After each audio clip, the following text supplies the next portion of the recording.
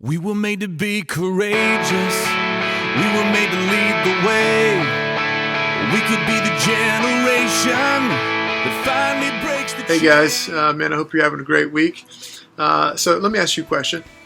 Which are you feeding more, your flesh or your spirit?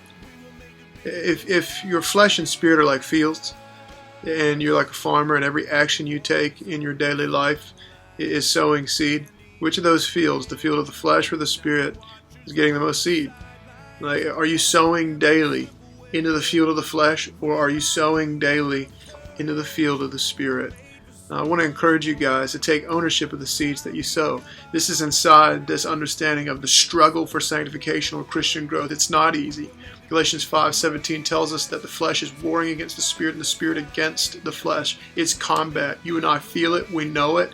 And so you and I need to take ownership of the seeds that we sow. This is what it means to walk in the Spirit. So we saw last week that the Spirit of God will point us to Jesus and remind us that the victory's already been won.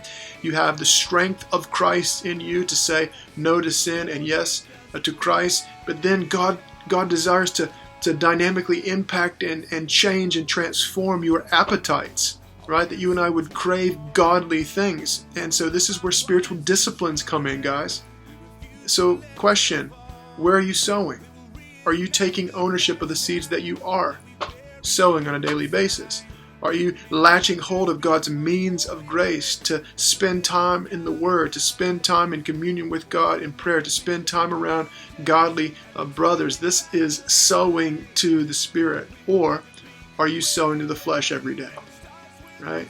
Are you spending time with people you know are bad influences on you? Are you sowing to the flesh by what you're watching on TV and where you're surfing on the internet? Consider this quote from John Stott that I found both challenging and helpful in understanding the importance of taking ownership of the seeds that I sow on a daily basis. He says this: to sow to the sinful nature or the flesh is to pander it, to cuddle it and stroke it instead of crucifying it, putting it to death.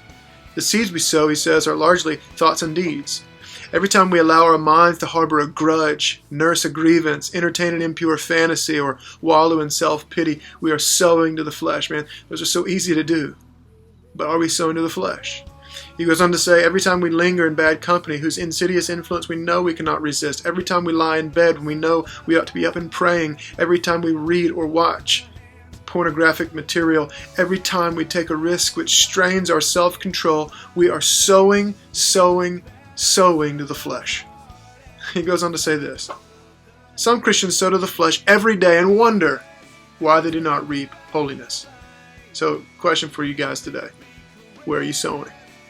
Man, take ownership of the seeds that you're sowing.